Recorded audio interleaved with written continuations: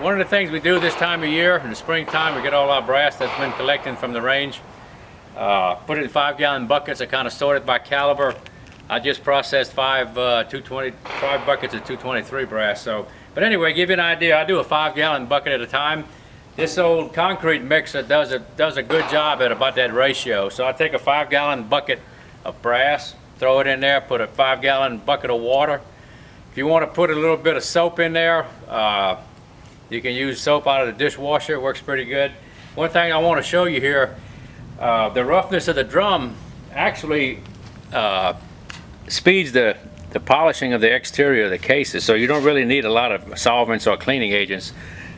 Go ahead and run it for about 20-30 minutes, dump it out, put about 5 gallons of fresh water, rinse it again, and then I have some screens set up that I throw it on there and let it dry. So I'm going to show you that in just a second.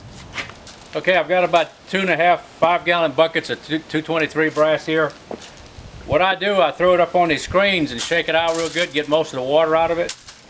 Then I pass it through an oven. I've got an old kitchen oven, and I run it at about 200 degrees. I kind of leave them in there for about 3 hours. I put them in, and then about 1.5 hours I go in there and shake them up real good, leave them in there for another 1.5 hours, take them out and I dump them out on the screen here. So these have been passed through the oven. They're relatively ready to go into the case polisher, case tumbler.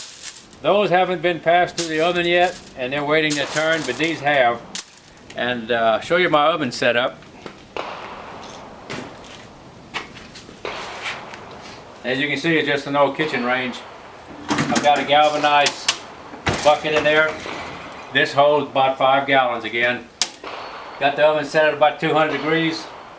Put them in there for about 1.5 hours. I reach in there with my welding glove, shake them up real good, stick them back in for another 1.5 hours. I put a little wedge in the door just to let the moisture escape. It also brings up the temperature of the oven a few degrees, like so. So there it is. I'll show you some that I've tumbled. This is the first polish.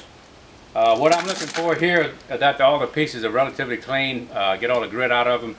I'm going to pass them through a Dillon sizer, and I'm going to trim them all to one size, and then I'll run them back through the polisher a little bit longer. So when I'm finished with them, they'll look way good enough to get the job done. I'm also looking for stuff like this with a cracked neck.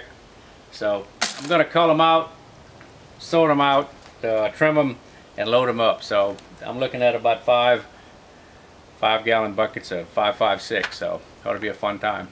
One thing I want to show you guys, if you look at this tray, this one actually has window screen on top of the hardware cloth. The reason for that is I use that same concrete mixer. I take my old tumbling media that gets relatively dirty, and I'll put it through there and wash it. You can actually save your corncob media again. Wash it in that concrete mixer, throw it on this screen, leave it out in the sun a few days, and it's ready to pop again. It doesn't sound like a lot of money, but at the end of the year, if you can use it more than once, you're saving a few bucks and you can buy more bullets.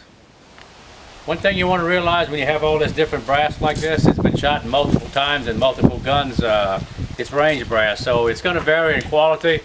The big concern to the reloader is how long the cartridge case is. I'm looking at a Hornady load manual here. Go to the 223 section. It actually gives you the size of the case in the optimum length. So the trim spec is 1.750. So let's take a look at what we have here. We have one that's a 1.75. We've got a one, yeah, that's way short. That's a short one. And that's another long one. Just about every case I just inspected was longer than the recommended case length.